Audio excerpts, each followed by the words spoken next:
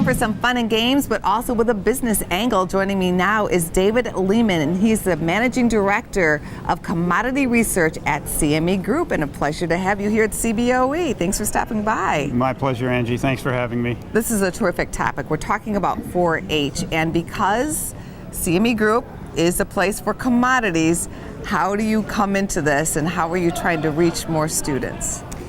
We developed a program about 4 years ago called Commodity Carnival. It's actually a game that the 4-H administer or run at state and county fairs around the country.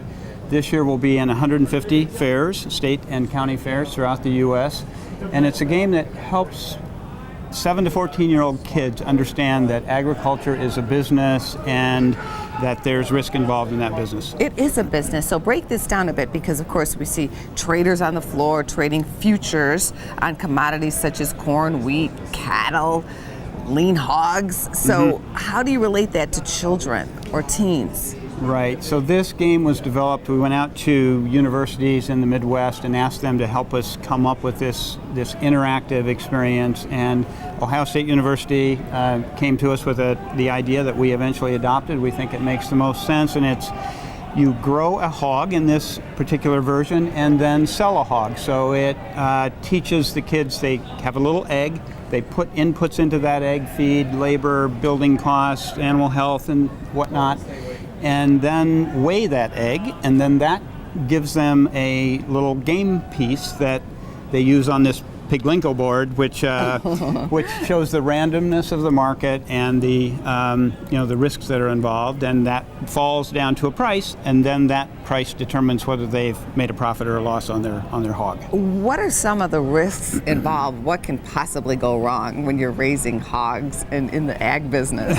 Well, there are a lot of risks, not quite as weather driven as in the grain markets, but certainly the feed is the main input so corn and soybean meal, main inputs into producing a hog.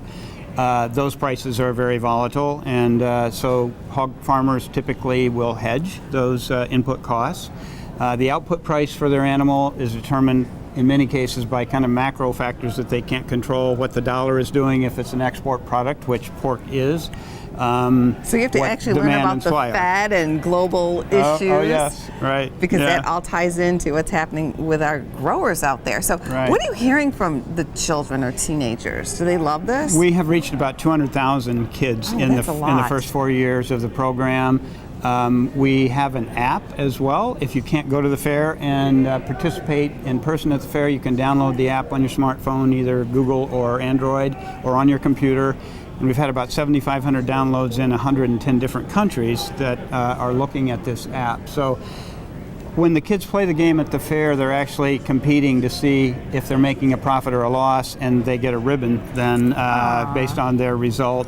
And they're lined up to go through this game. They really love it. So it's popular. It is popular at the fairs. I personally have been to several of the state fairs that we hold the game at, and the 4-H are an integral part of this. We're partnering with them. They are actually, their 4-H leaders are at the fairs running the game for us. Now, how can people find out more about this, or if they want to attend a fair? Yes, the information about the schedule of fairs that we'll be at and about the game itself is at cmegroup.com/4H Carnival. Oh, sounds like a lot of fun. Our best wishes to you. Thanks so much for stopping by. Thank you, Angie. My pleasure. Coming up next, the new Star Trek movie is getting good buzz, so why aren't critics allowed to screen it? And later on, a trader who's all in on this market. Find out why in Stocking Up.